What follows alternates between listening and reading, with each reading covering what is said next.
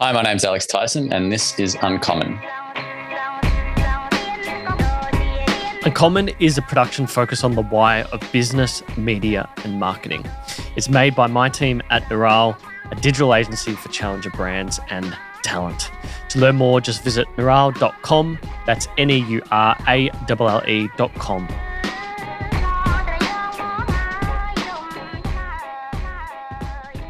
All right, so my guest this week is Alex Tyson, CEO of Found Space and host of the podcast Finding Space with Alex Tyson. You're also the author of Health Supercharged. Alex, we're just chatting about the Sunshine Coast. Are you originally like a southern suburbs boy? Because I know there's this story of you moving up to the Sunshine Coast, but like, are you born and bred in Queensland? Nah, I'm one of the, traders. I lived in Melbourne until I was 26, and then I moved up here. I've been here for a year and a half now. Okay. Which part of Melbourne? Eastern suburbs, like Ringwood. Well, we're in Croydon Hills, but no one ever knows where Croydon Hills is. So unless you're from Melbourne and you're from the eastern suburbs, you know where Ringwood is. A lot of people know where Ringwood is, actually, but Croydon, yeah, it's a hard one. Yeah. So I generally go with Ringwood. So yeah, eastern suburbs, almost in the sticks, some would say. Yeah. Not now. Now it's like, you probably get close to properties. You could never buy a property below 600 grand in some of those areas now. Oh, I mean, there's $1 million homes in Ringwood. It's crazy. It's nuts. Absolutely nuts. Yeah, I remember growing up in Bentley and like it was just full of old like nonnas and stuff like that. And the houses were worth nothing. And now you'd be lucky to buy a house for $2 million in Bentley, which is just fucking ridiculous. Yeah, you got to make a lot of lasagnas to be able to afford that as a nonna. Well, there's this thing now where they're like, they're all asset rich and cash poor. So what they do is they do reverse mortgages with the banks, which is very interesting. So often like the family will inherit a house, but that grandparent has like got 100, 200 grand attached to the property in debt, which is very interesting. But it's like how they live, which is crazy. Speaking of childhood, what's sort of like your earliest inception memory? Like the first thing that you can kind of remember?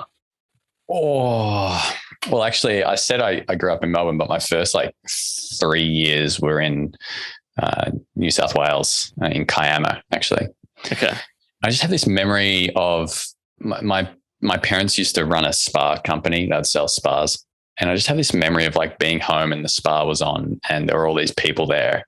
I don't know if they were having like a party or something. I've actually never asked my parents about this, but I don't know if they were having a party, but it felt like, I don't know, I think some people were drunk and it was a bit kind of weird. And I was just sitting there like, what's going on right now? I don't know.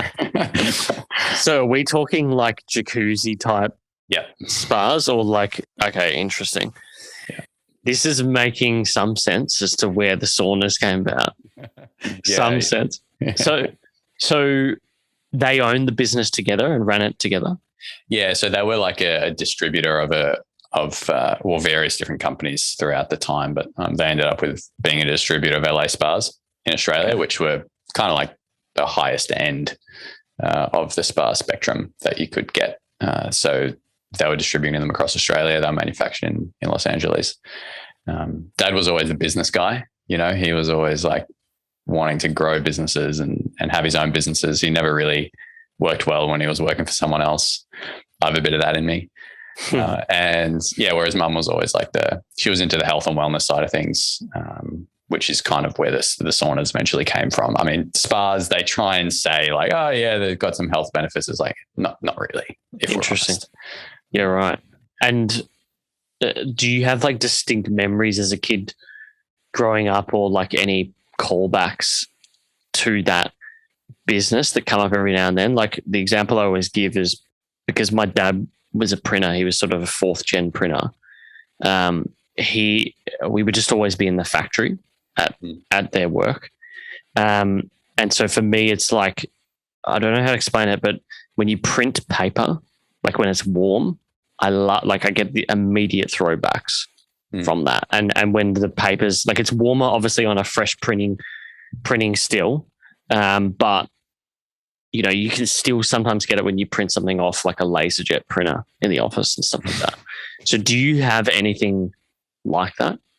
Yeah, I think like in the early days when there was just spas around, I was always brought to work, like even when I was like 7, 8, 9, I had to just like play in the warehouse where all the spas were stocked whilst mum and dad were doing whatever they were doing. And I just found it so freaking boring.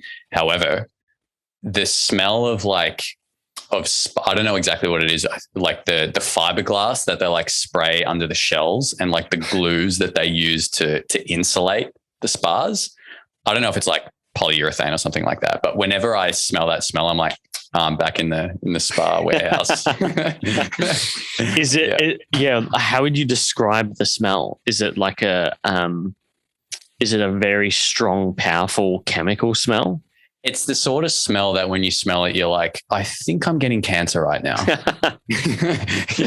Yeah, right. That's like really intense and kind of like it gets up your nose and it just smells like kind of plastic, It's always interesting when you think back about that as well, like the fiberglass. So obviously your parents weren't manufacturing the spas, but like I can imagine there'd be instances where they were like grading down fiberglass or dealing with small fibers. And it's always funny, the same thing in printing.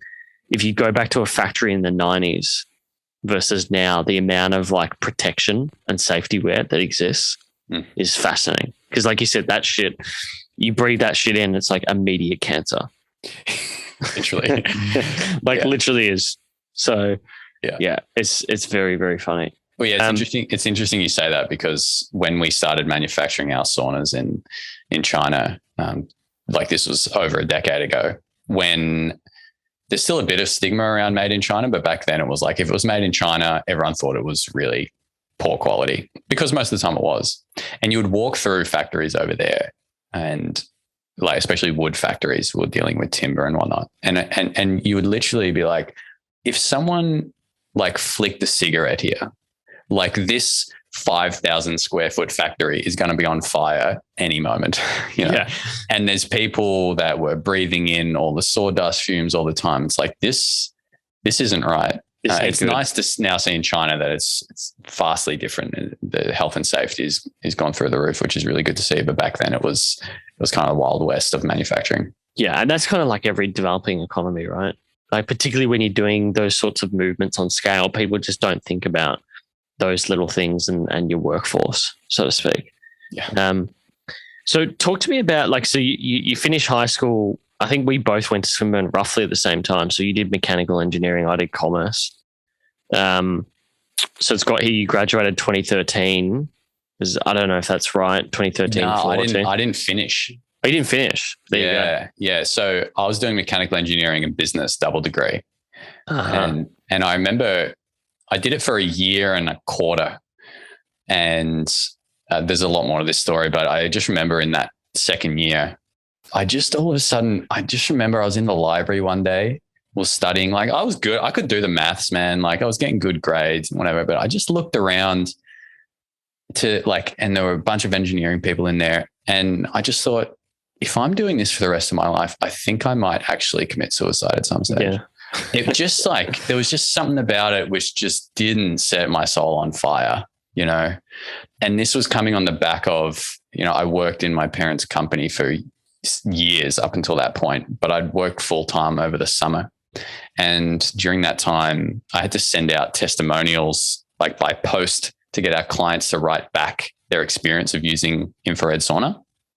And I was getting these replies back and we were changing people's lives. Like one lady was sent home to die from her doctor. She was given 6 weeks. She purchased one of our saunas. She's still alive today, right? And she attributes her being alive to the sauna, which was the catalyst for her to change some other things in her life. There was a lady who each morning she would wake up and she couldn't walk because her legs had this disease. She started using the sauna.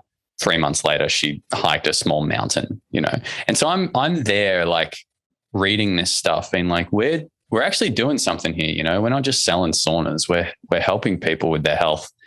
And then that juxtaposed with being at uni, anti-differentiating these difficult equations and thermodynamics and the people that I was working with for that. I was just like, yeah, it just wasn't doing it for me. Yeah. Yeah, and a lot of people will have those moments as well. It sounds like you were lucky to find it at uni, although your parents probably thought at the time, "Fuck, what's he doing?" Correct. Because my dad was adamant, like I couldn't become a printer or anything like that. Couldn't get into the media business. I had to become a profession, like accountant, lawyer, etc. And I'm like you, I did the degree, I pushed through, and then I reckon I was doing a grad role at an accounting firm, and I was sitting there and I was like, I'm probably going to have crippling depression if I continue doing this. And I was like adamant that I just had too much of a strong personality and it just wasn't my vibe. Do you know what I mean? Yeah. So, those moments are powerful though, because it really defines to you, and you always pull back to it, just like you did before. Yeah, and I think like at the time it may not make sense, but there's something inside of you that is just like being conjured up, and I couldn't have put my finger on it exactly at the time that I wanted to become part of this health business, and health was going to be such an integral part of my life and helping other people achieve high levels of health. But it just became, it just kind of happened, you know. At the time I wouldn't have known that's where I was going, but I just was called to do that. And so iHouse Saunas then, is that your parents' business? It was. It was. Okay. So that's sort of where you got into the sauna sort of thing. So talk to me about that segue from spas to saunas. What was the thinking around that? Who first spread this idea in the family, and how did you get pulled into it? Yeah. So the saunas came about because parents were doing spas, and like I said, Dad was the business guy, but Mum was into the health side of things. And they came across infrared saunas when they were traveling through Europe. And long story short, Mum was like, I think that if half of what they say these things can do for people is true, we need to get involved now, you know. And my dad was like, oh, well, I guess we could probably sell that. So it kind of started out as very simple from that perspective, getting out of the spas and into the saunas. And so they started importing saunas from another supplier overseas, doing the whole distribution thing again, like they were with the spas. And then after a few years, they realized they're not going to be able to offer the level of quality and customer service that they wanted to if they were doing it through another company. So they created their own brand. That was when iHealth Saunas started in 2008. They went and found a supplier, which took a few years to get a supplier that would build it how we wanted it. And that was when iHealth Saunas kicked off. And so what was your initial involvement there? What were you doing? At that stage, I was like 15. So no shit. Yeah. So I was installing saunas on the weekend for a bit of cash. You know, we were going to trade shows and things. I'd help set them up, pull them down. Or if we were installing one in someone's home on the weekend, I would go and do that with someone else on the team driving, because I couldn't drive at the time. So I was just always involved from a small amount, but from a young age. And then it just grew from there. I was always involved. Eventually, you know, I left uni and started working full time, and I started doing the marketing side of the business initially. And that was where my involvement grew. And so, you know, you're doing that from 2015, or at least LinkedIn says so, I'm sure. As you mentioned before, at 15 years of age, you were doing shit in the business. Yeah. What happened there? Was it that they shut the business down, or they sold you the business, or you just decided to go out and do your own thing? What was the thought process? And is that where the idea of making your own, well, I think you said it before, that making your own with a supplier was part of iHealth. Talk to me about that. What was that segue period like? Yeah, so we were transitioning out of spas. We were transitioning into saunas. We'd found our own supplier. We had our own brands. We started doing less spas. We're just doing wholesale in the spas. And then eventually we decided to just go infrared saunas the whole time. And my involvement really kind of went to the next level was actually at the start of 2017. I've been working full-time a few years by that stage. I think I was 20 when I started working full time. And then when I was 24, a few things happened in the background. So Dad, I said he was always the business guy. He wasn't the health guy. And he was diagnosed with Alzheimer's. Oh, wow. The end of 2016.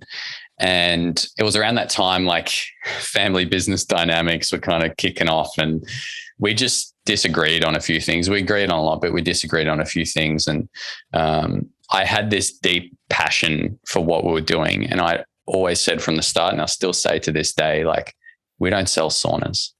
We're helping people with their health. We're helping people who want to change, people who want to change something in their life, whether it's mentally, physically, emotionally.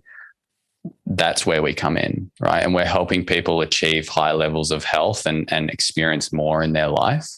That's what I was always passionate about, because I saw in my own life, when I started putting my health as a priority, things changed for the better.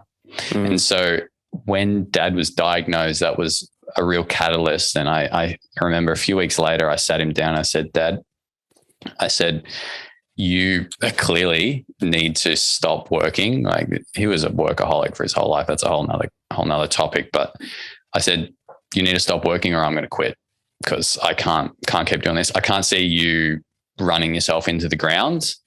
And we need to change some things here, because at the time the business wasn't profitable.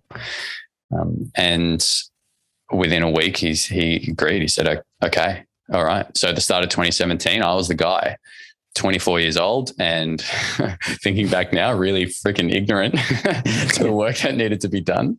But I had that belief in what we're doing was like quite literally going to change the world. You know, I really felt that, and I still do feel that.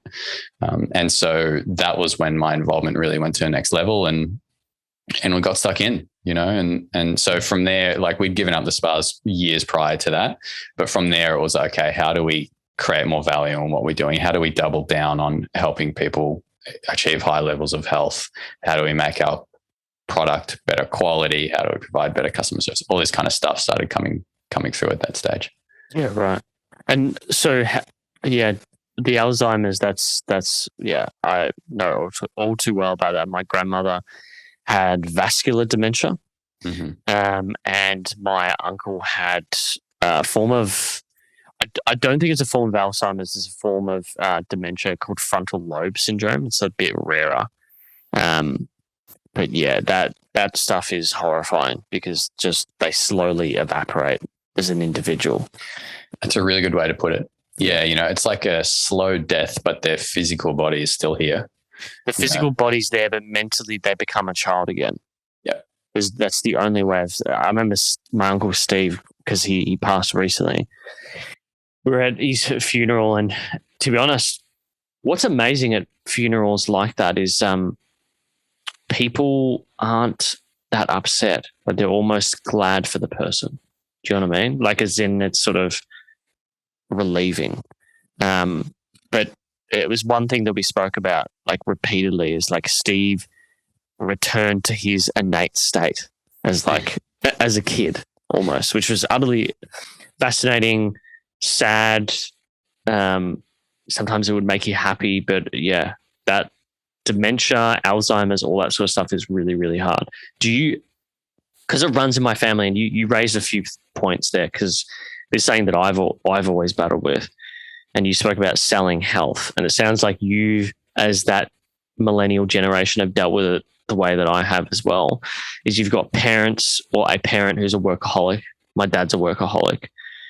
I've tried to temper that part of my personality, but there's definitely like an element in me that's always wanting to prove myself to him.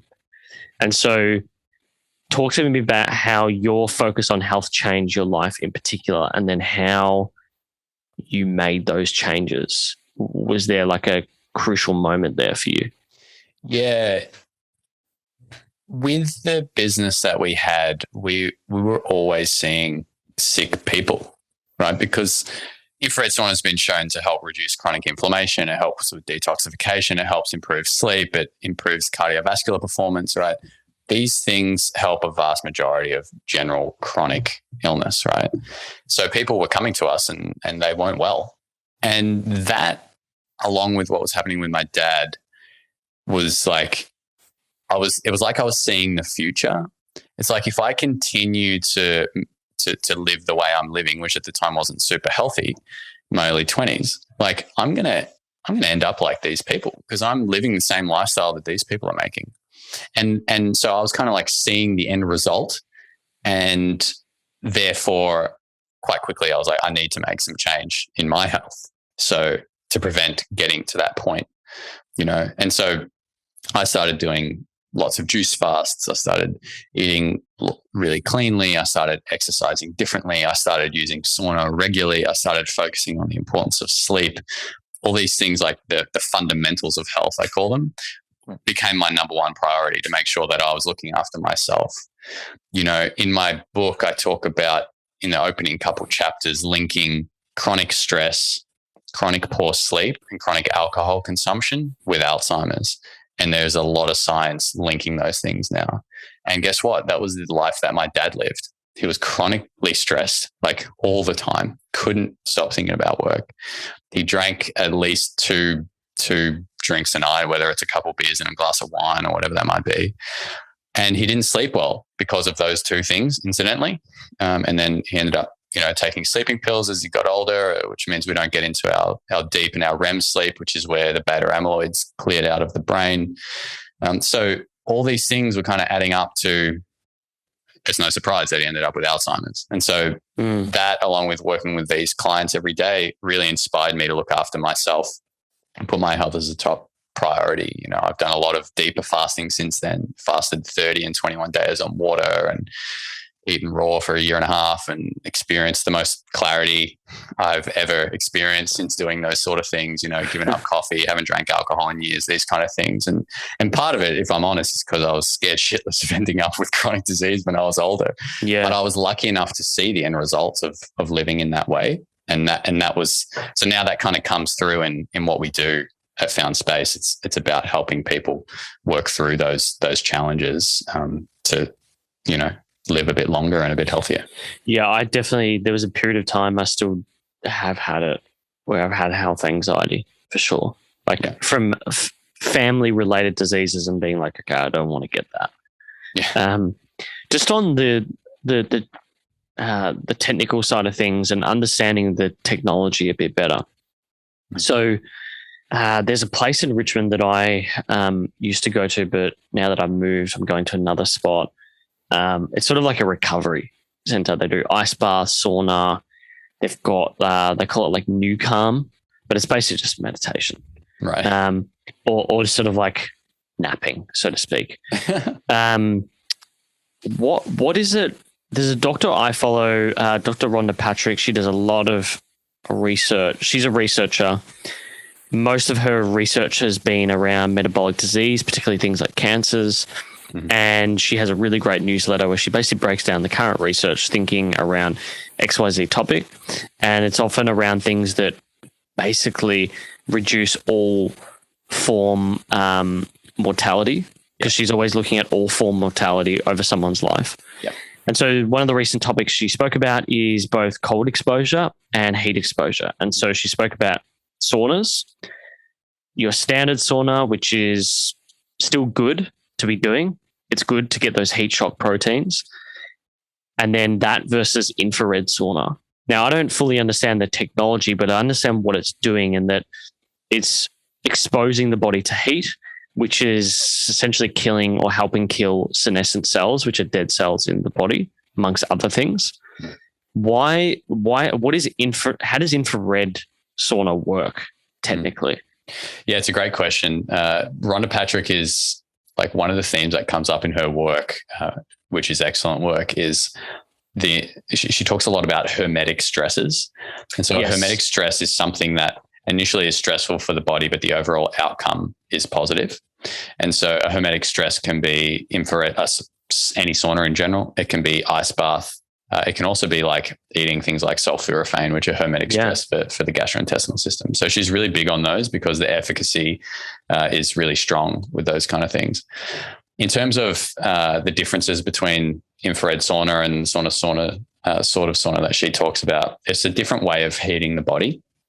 So infrared uses like heater panels on the wall, which emit heat, which heats us up, compared with a normal sauna, which is like hot rocks, and those rocks being hot then heats us up. Okay, gotcha. So the difference is that the infrared heat coming from the heater panels, it penetrates the body more deeply, right? So it's not so much a surface heat.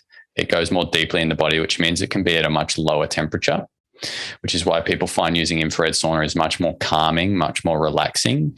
You come out feeling invigorated, whereas if you're in a steam sauna for 20 minutes, which can be at 80 or 90 degrees, that can be pretty taxing to the body. It is. Yeah, like for me, I would always get real anxious because it felt like you couldn't breathe properly, and because the air was so, well, it depends on whether you're in a wet sauna or a dry sauna, but the air just felt too much. Do you know what I mean? Yeah, I mean, it's like it can be anywhere between 65 and 100 degrees. Yeah. Like that's also known as really bloody hot. Yeah. Right. Whereas an infrared sauna, 45 to 50 degrees and away you go. So because of that, people find it more comfy. It's easier to breathe. It's also activating our parasympathetic nervous system, which is putting us into rest and digest, right? That's when our body can actually do some healing and do some work instead of being in a more stressful state, which is why people find with infrared sauna, they also come out feeling more relaxed, feeling more calm, like they've actually had some space for themselves. Regardless of infrared or steam, there's some really powerful science out there. There was a study done in Finland, which Rhonda Patrick talks about, 2,000 men. And they found that through using sauna 3 or more times a week, their likelihood of cardiovascular disease or death from cardiovascular disease was reduced by 45%.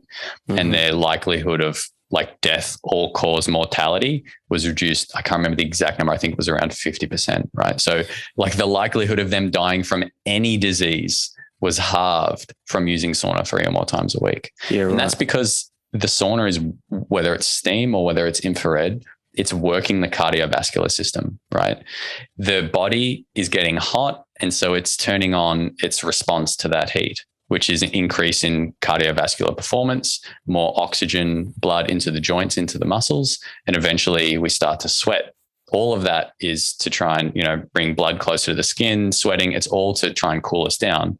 That's the basis of what's happening in sauna, and then there's some other benefits with certain other things to do with infrared, but at the crux of it, that's what's going on. So do you think then, just calling back to the cardiovascular component, is it that it's stressing your body in a way as if you were going for a run or a jog or something like that, but it's less taxing physically on your body or elements of your body like joints, etc.? Yeah, exactly. I mean, I often say to people, they ask, can I use sauna twice a day? I say, think of it like going for like a 3K run. Like, would you do that once a day? Yeah, absolutely you could. Would you do it twice a day? Well, you can, but you've got to have a degree of kind of fitness to be able to do that. But they are quite analogous to going for a run, but you're obviously not using the muscular system. And you're not putting the impact through the joints and the skeletal system when you're using the sauna. Yeah, right. But I mean, if you're in an infrared sauna for 45 minutes and you're at 55 degrees, I guarantee at the end of it, you're breathing, man. Yeah, you're sweating. You're definitely sweating. Yeah, you're working. You're working hard. So talk to me about, from a technical perspective, because we've interviewed people like Ed Hodge from My High, and you look at these sort of infrared at-home sauna systems versus a true sauna. Where do you sit technically on those versus what you guys create at Found Space? Yeah, I mean, so we're an at-home sauna system, if you want to call it that. It's a full room, just like going to a sauna at your gym, only it uses infrared instead of the typical hot rocks and steam that you get at your gym. But it's a full room. Like you can fit, depending on the model, between 1 and 4 people in there. So they're quite large. It's a bit different to like the kind of blanket system. Which is kind of going around at the moment. So it's a full sauna experience. Yeah. Okay. And I'm curious around how this stuff gets made today. I mean, when you go on the website, it's fascinating. I mean, I think I was looking at it last night just out of curiosity again, because I'm like, oh, what would I get if I had my own place and wanted to install something like this? Like I got very intrigued around like the different structures you guys have. So we've got so you got like a city compact version, you've got your premium range, and then you've got different ranges and things like the barrel sauna, which is so sick. Talk to me about the design and manufacturing process and how that has changed since you took over the business. Maybe calling back to 2017. What did it look like then, and what does it look like now, 5 years later? Yeah, so the general quality has improved, through manufacturing processes. We can make a more stable cabin. We can make higher quality heaters. So the way that the heat is created, which is a transference of energy through carbon, has improved. And the overall wavelength stability of the infrared heaters has improved. Mm-hmm. And what this means is the cabin's going to last longer, and you just don't need to worry about it as much, Additionally, all of our saunas are made to Australian electrical safety standards as well, which in fact, this is again probably another conversation, but we tend to create our saunas now that go beyond the specification, because over the past couple of years, there's things that we just want to do better than what the electrical certification asks for, because safety is the number one priority when we're making a sauna. So it's just general quality across the board through the heaters, through the timber selection, through the way that they're made and assembled. They're sturdier than they have been before. They're going to last longer, and you have more peace of mind than you would have in the past in terms of the actual product. And then we have different ranges. If you want the barrel sauna, and you can put it in your backyard and have a view of the mountains whilst you're sweating at 50 degrees whilst it's raining on a Saturday morning, is pretty spectacular thing to experience. Yeah. But you can also put it in your apartment or anything like that. That is like the ultimate thing for me. Yeah. I think my version of made it is to have sort of a house, a getaway in regional Australia where you have things like that. I just always remember there was a Tim Ferriss episode where I don't even listen to his podcast anymore, but he interviewed the famous producer, and they did it. I can't remember his name, but he's done everything from rap to heavy metal to rock to pop, and they did the interview in a barrel sauna. So they had the mics on their hands just heating up, which would have been so intense. Yeah, man. Actually, when we started our podcast, the first 5 episodes, in fact, I think we did a couple more than that, were done in the sauna as well. No way. Yeah, and it was actually quite funny because 40 minutes in, the GoPros would die, and logistically it wasn't ideal, but it was kind of fun in the beginning. It's a cool format. I mean, it sort of reminds me of is it First We Feast? They do the hot wings interview. Yeah, with the chicken wings. Yeah. And how 10 minutes in, people are just dying, and you get into the real trueness of their personality, which I find really funny. Yeah, our hypothesis was kind of sometimes you have these really deep sauna chats, and it was well, maybe we can have some of those and they'll be on the podcast. But then you get the other end of the spectrum as well, where people just forget what they were saying because it's 60 degrees and they can't think straight. Yeah, they just can't think. They're just trying to focus on talking rather than passing out. Pretty much. So obviously there was a period based on those testimonials and things that were going on in your business and life around the idea of selling health. Obviously one component you're fairly aware of, Rhonda Patrick, it is heat shock, which is what you offer with sauna. Yeah.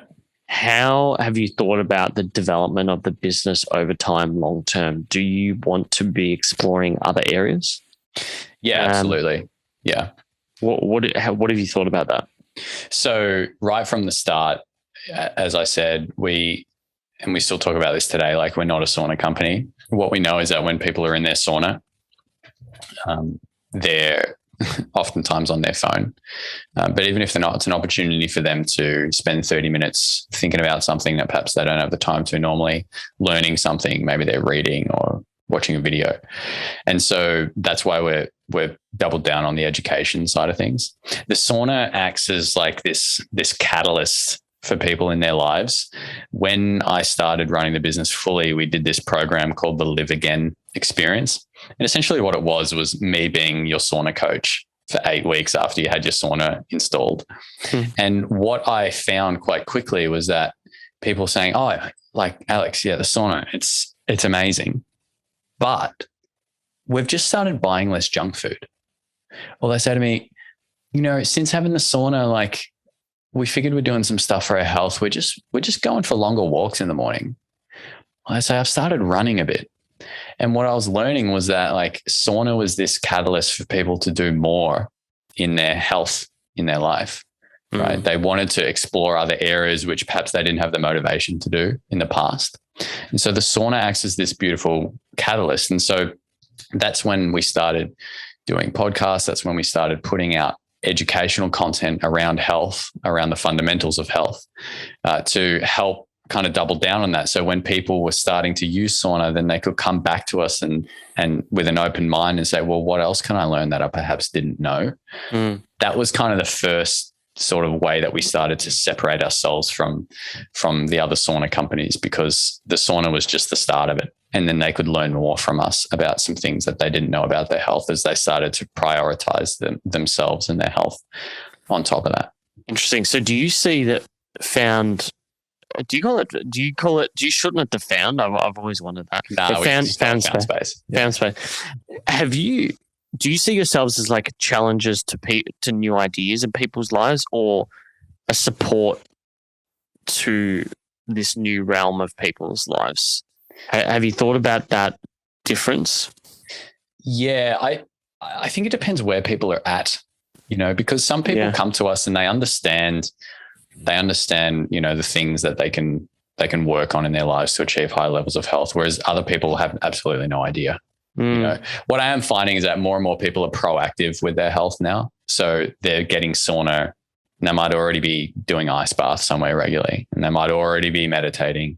They might already have a certain diet that they follow, but not everyone's like that. Everyone's at a different place, and there's always something that they can be learning more about and doing more of, depending on where they're at. So we're always there in the background. We're not like super prescriptive on like, oh, everyone is supposed to follow the 80-20 rule and you're not supposed to eat meat and you have to do, like, that's not going to work, So it's like we get health professionals on our podcast and creating content for us who just offer a view, and people can learn and come to us when they want to expand their knowledge. If I think about your business today and what you guys are doing, I'm very intrigued as to like how, so you spoke about those two different people, right? So you got the person who sort of knows that they need to do something, and then there's the person who doesn't. And maybe there's like a switch being flicked there.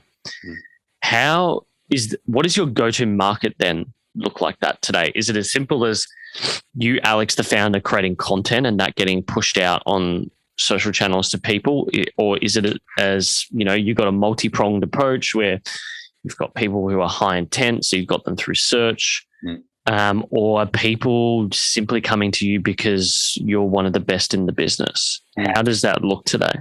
Yeah, so at the moment we talk about it in terms of the blue ocean and the red ocean. So the red ocean could be a bad analogy. I like it. The red ocean is this small amount of people who are actively looking for infrared sauna, right? And those people typically come to us and they say, what are your prices? What are your specs? Don't want to talk to you. Unfortunately, they don't get the best experience when dealing with some of the other manufacturers in the space. And so they think we're just the same. Yeah. And like quite literally we get people ring up and they're like, they just ask those questions and we're like, awesome. Like, what's your name? What's going on? Because for us, it's about creating a healthier world. It's not just about flogging saunas. So there's this red ocean and it's all the traditional marketing channels. We have paid ads, we've got social, organic, paid, all of the above, targeting people who are actively looking for infrared sauna. Where we're working on now is talking to those people who are in the blue ocean. And the blue ocean are the people that would benefit from working with us, however, aren't actively looking for infrared sauna. And that is the blue ocean because it feels pretty infinite at this point. right? Infrared sauna has seen a lot of growth over the last 5 years. Fact, globally, yes, more people are looking for infrared sauna, and that's great. However, at Found Space, like I said, we are about creating a healthier world. That means if you just listen to one episode of our podcast and it changes something in you, which then you go and action and you're at a higher state of being or a higher state of health, maybe start eating more cleanly or working out more, whatever it might be, then our job's done. I don't mind if you don't buy sauna from us, because the sauna is just, it's the core of what we do at the moment, but it won't be moving forward, right? And it's not about just flogging product, right? We talk about this a lot. It's like the 21st century form of business. The way I see it is like we have our purpose and we want to do good in the world. We want to create a healthier world. And that can just mean people learning something from us and going away and never interacting with us again. But man, there was this awesome blog that I read which changed the way I think about something, and this great stuff happened in my life. That's cool. If they end up buying a sauna from us, that's also great too. So when we talk about blue ocean, it's sauna and what we're developing at the moment in terms of other products, both intangible products, but also physical products for the home. It's going to be a very different space in 12 months. You know, what I learned through my journey into health and wellness was the importance of the fundamentals being hydration, the food that we put in, sunlight, how much we move, like mindset, kind of meditation kind of falls under that as well. Community, you know, this kind of greater connection that we feel. And so what we're working on now is we have sauna, we have our education, but we're looking at all of those other fundamentals so people can come to us and say, cool, I need to do some work on myself and on my health. Found Space are the guys. You know, not only do they have an amazing customer experience, because for us, that's the number one most important thing in everything that we do. Getting healthy should be easy. It shouldn't be this uncomfortable, painful experience. And they can come to us and we can address those fundamentals for them. So then we're not playing in the infrared sauna space. We're playing in the greater space of like helping people achieve high levels of health. That's what it's about. So Finding Space, the podcast, where does that fit into it then? It sort of sounds like it's in that blue ocean and it's community related, I guess I could say. Maybe something around that, but it's sort of exploring parts of those elements that you mentioned earlier. Yeah, exactly. I mean, if you look at it from a business perspective, like it's a free product that we put out to the world, you know, for a greater audience. And people listening to that podcast, we talk about the fundamentals a lot through the people that we have on, but it is creating that community. We're all connecting over that thing of we're uniting on wanting to change things in our life for the better, wanting to experience more through the information that we learn and then integrate into our day to day. Has there been an interview, because I get asked this a lot, has there been an interview that's really changed your perspective on something? I had an interview recently with a lady called Claire Robbie. In fact, it just came out 2 days ago. Okay. And we talked about sobriety, like stopping drinking alcohol. And what that changed for me was, like, if I paint a picture of my day to day, I eat mostly fruit. Right. I haven't drank alcohol for years. I haven't drank coffee for years. I eat mostly fruit. In fact, 90% of what I eat is raw. I live in the Sunshine Coast. I go for a surf in the morning. I get the sunshine. I'm always make sure I'm moving my body. I go to sleep at 8 o'clock every night. You know, I'm reading a lot. We don't have a TV. Like my life's a bit kind of, I guess, different to the norm because of what I've learned. And through that journey, I talked to Claire the other day and we had this beautiful conversation around sobriety. And one thing that really, really struck me was that whether it's giving up alcohol or whether it's an addiction to shopping, we're often avoiding something through doing that. Now, it can be an addictive substance like alcohol or coffee or shopping or gambling, whatever that might be. But it really struck a chord with me because there's times in my life when I'll eat something which I don't consider necessarily good to eat every day. But for me, that's like eating 3 handfuls of cashews, right? And throughout my life, people would be like, Alex, shut up, man. Like, you're talking about eating 3 handfuls of cashews. Like, there's worse things to be eating.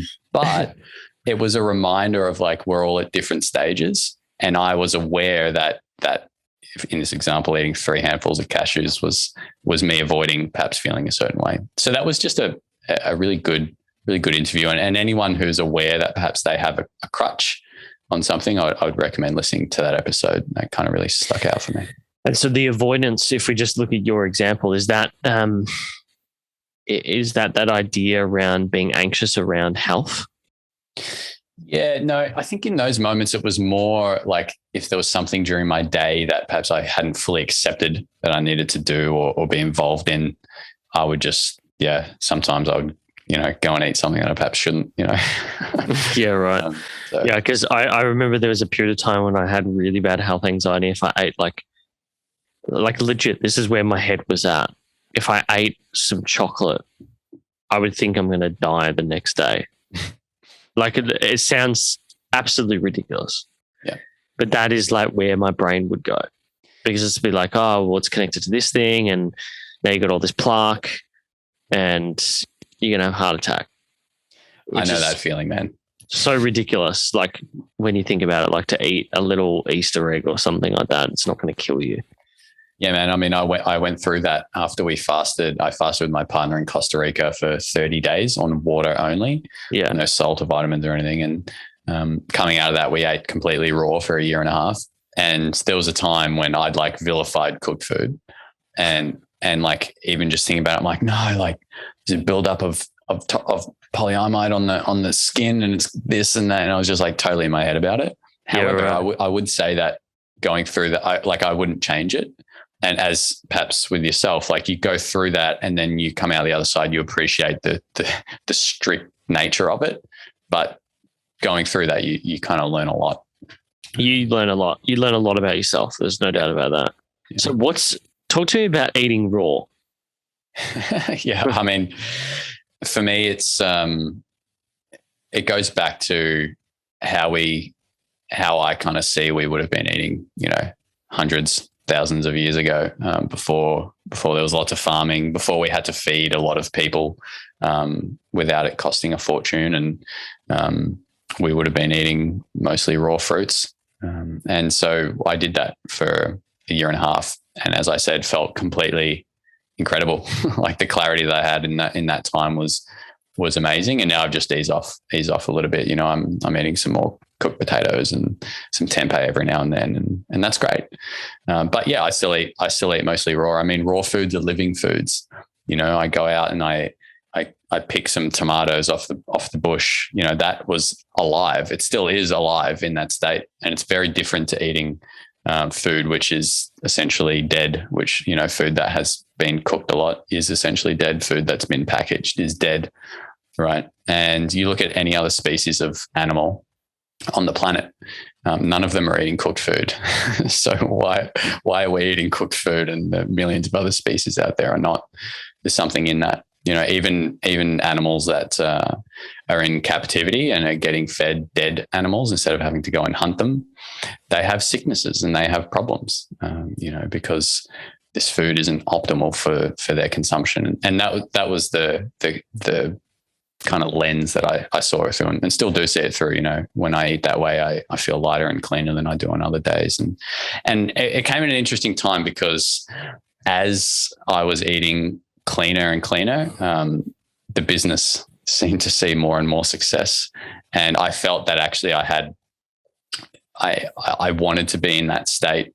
We were growing over the last 3 years. We've grown 40% year on year, right? So all of a sudden it went from having 10 team and doing, selling 400 saunas a year to selling over 1,000 saunas a year and having 25 team across 2 different countries. And to me, it was like, I want to make sure I'm making the best decisions, not for me, but for the team of people and their families who are all influenced by the decisions that I make as the CEO.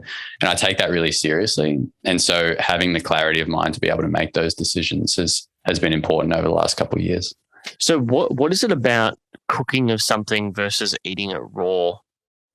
What's the change there? Because you spoke before about the things that may be on the skin of something. Yeah, it's an interesting one. I mean, I don't harp on this as much as I used to, but there's some science showing that when we cook things at certain temperatures, there's a buildup of chemicals on whatever it is that we're cooking, which have been shown to be carcinogenic. And so the higher temperatures that you cook things, the more of these chemicals are created.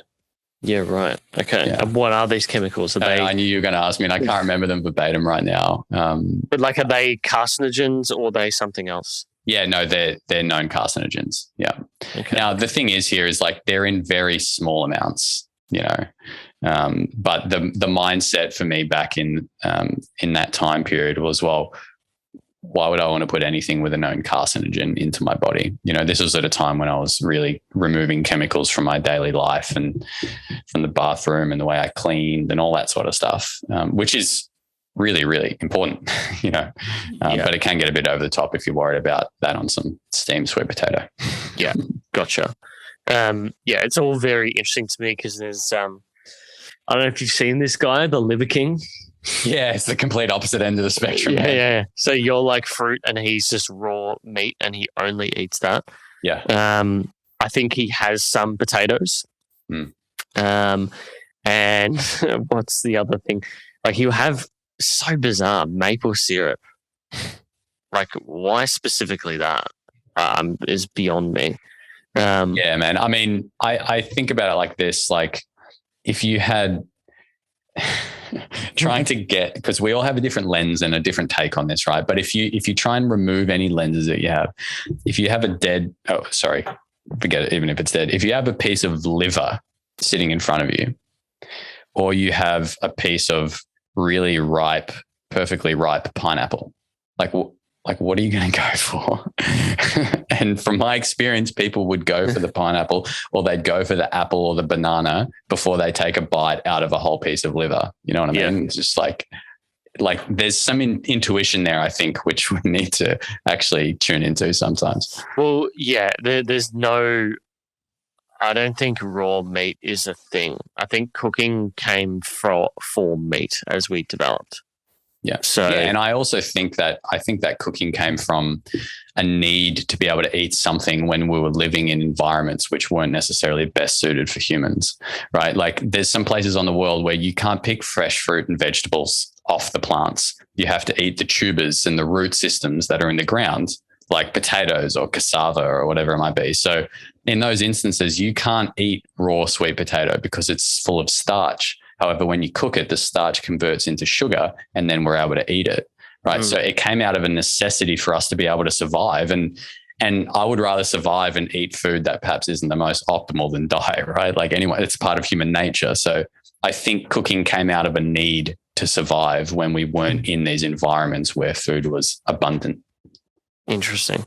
Yeah, it's all very interesting. I'm going to do some more research on it.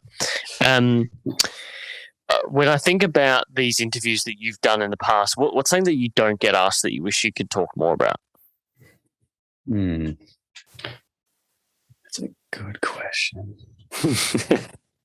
I think something I don't ask that I'd like to talk more about, I think it's just generally like the importance of putting our health first. Okay. You know, because we don't get to see what happens a lot of the time in old age, right? There's health span and then there's lifespan. And in Australia, the lifespan is typically 15 years longer than the health span. And those last 15 years aren't lived well.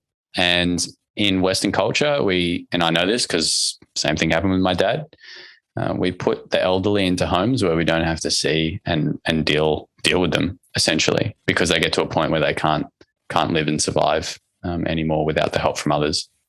And so we're not joining the dots between the way that we're living now and the impacts that can have over 30 or 40 years.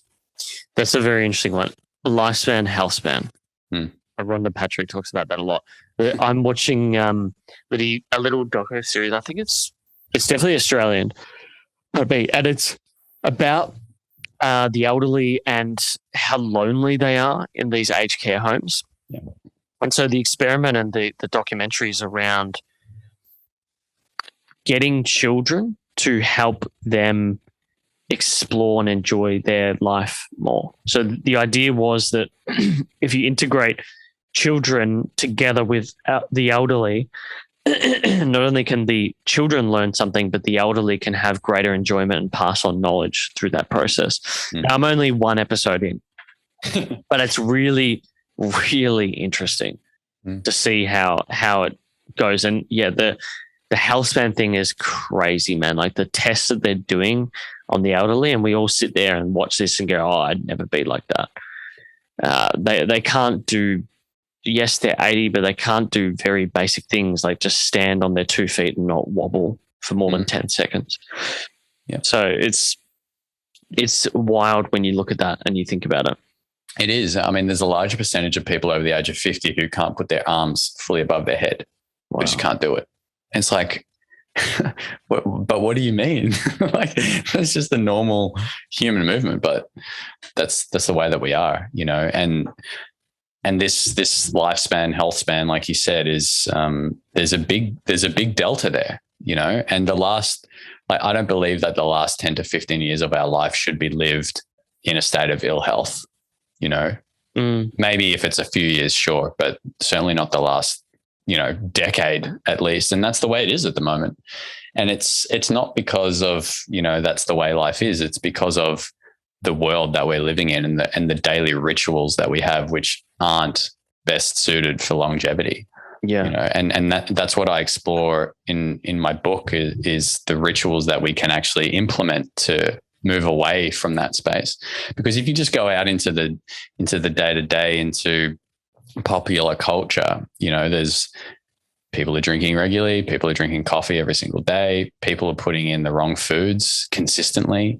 You know, and we all know that we should eat cleanly and exercise regularly and drink more water, but there's a very large percentage of people who don't do that. No, right? And it's the knowing that they should, but they don't. Yeah, exactly. And maybe I'm a bit optimistic here, but I say, like, if people could just spend like a week with someone in the last few years of their life and have to look after them and see what their quality of life is, it's very motivating to look after yourself now. Yeah, there's no doubt about that. I mean, when they were interviewing these people at the start of this experiment, they were saying a lot of them, I think 15%, because they're so lonely and isolated, have depression. So like when they talk about elderly, we're talking about people over the age of 65, 70. And it's fucking sad. Like when they're interviewing these people, they're just like, one guy was like, "Yeah, I'm just here to die," basically. And he said, like, the sooner the better. I'm like, whoa. Yeah. It's fucking real sad. I mean, Dan Buettner writes about that in the Blue Zones, you know, the book where he goes to the places in the world where there's the most centenarians living. And their sense of community is a critical piece amongst living to an old age and enjoying your time whilst you do it, you know, and that sense of community is quite easily lost. And even for people that are our age, you know, there's a lot of separation and engaging with people through screens, which isn't real connection. It's not real community. And it's a critical piece to us living a long time. So who's that author again? I'm pretty sure I've read that book. Yeah, Dan Buettner. That's it. Yeah, I feel like, again, Rhonda Patrick maybe interviewed him. Yeah. That's it. B-U-T-T. No, wrong person. Doesn't matter. It's a great book. I'm sure Jacob will find it and link it in the show notes for everyone listening. Reading about the Blue Zones is fascinating because I come from a Mediterranean background. And then also one of my favorite places to go to is Japan, and, you know, Okinawa's within the Blue Zone. Yeah. So, yeah, it's very, very interesting. Right, I'm wary of us getting onto time. Let's finish off with some rapid fire questions. Okay. I'd actually asked you at the start what you wanted to choose, and I normally do ask people that, but that's all right. I'm on my toes, mate. We'll see. We've got a few options here. So we've got morning and evening routine. We've got fridge. What's in your fridge? Food and drink of choice. Best purchase under $200. Podcast, doco, or movie you've been watching or listening to lately, and something about a billboard. I like the first few evening routines and fridge. I like those ones. Okay. I don't watch a lot of TV, so the doco one would be a bit uninspiring. So what's in your fridge right now? What's in the fridge right now? We have some oranges, some cucumbers, some tempeh, some kimchi, and some grapes. And I think there's a papaya or two from last week's fruit haul. And I think there's some olives in there. Okay. And what does your morning and evening routine currently look like? Yeah, morning routine. I haven't used an alarm for years. So wake up with the sun and straight out of bed, and I'll go and sit and meditate for 20 minutes, practice mindfulness. I've really gotten into that recently, like no questions asked, 20 minutes. And then from there, I'll go and do some form of movement. Up here at the moment, that's either a mountain bike ride, or I'll go bouldering, or I'll go for a surf, or I'll go for a run. Yeah. Yeah. And then I come back from there and I'll make a smoothie. And by that stage, it's about between kind of 8 and 8:30. I'll make a smoothie and then I'll get into work for the day. Nice. Yeah, I've just started bouldering probably 6 weeks ago. Nice. Fuck it, it's so addictive, man. Yeah. So addictive. Where are you bouldering? Like urban clubs? Blockhouse in Melbourne. Cool. Yeah. So if you remember there, because I go to Sydney quite a bit, they've got a big location in Sydney as well.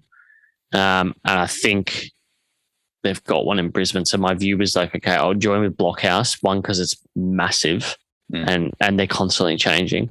And two, I can use it in other cities. Yeah, that should be sick. So yeah, I'm currently going 2 days a week, but I'm going to up it to 3. I could probably get to 4 quite easily. I was doing running, but I want to kind of drop it and just do more bouldering. Yeah, man, it's I'm right there with you. I got into it hardcore after my last fast, and yeah, I'm going like 3 days a week minimum, and you progress pretty quickly, and then you get. I'm at a bit of a plateau at the moment, but that's I've started to hit a plateau, but because I'd never really learned any technical stuff.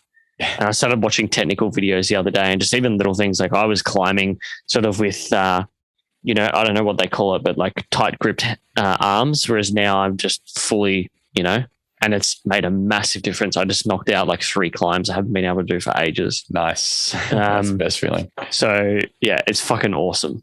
So much fun. I actually just want to go bouldering right now. Man, next time I'm in Melbourne, I'll hit you up. We'll have to go together. For sure. We'll definitely go bouldering. All right. Alex, where can people find you on the interwebs? You can find me at alextyson.com.au or at alextyson37 on Instagram. And more importantly, you can find Found Space at foundspace.com.au. And we just opened in New Zealand. Wow. You can find us at foundspace.co.nz. Beautiful. Jacob, or actually it's probably Leif who's doing this episode now. We'll make sure we link all of that. And I thoroughly recommend, if you're thinking about a sauna, go check it out. My friends have bought a Found Space sauna. Very jealous of them. But yeah, it looks like a great product, and I can't wait for the day that I have my own place and I could actually whack a sauna in there. But for the moment, I'll go to this recovery place in Windsor. So. Hey, you can put it in a rental and move it. That is an option. True. That's a good point. All right, Alex, thank you so much for coming on the show. Thank you so much for having me, mate. It's been a pleasure. Thank you so much for checking out this episode. If you liked it, do subscribe. And of course, like it on YouTube if you're watching as well. We'd really appreciate that. For audio, if you've not already listening on your podcast app, you can search for it on any good app, including Spotify, Pocket Casts, Apple Podcasts, Google Podcasts, etc. For video, if you're not watching, you can search Uncommon Podcast on YouTube. It's the first one that appears every single time. For behind the scenes, do follow us on Instagram and TikTok. It's at uncommon_show. But until next time, thanks for tuning in.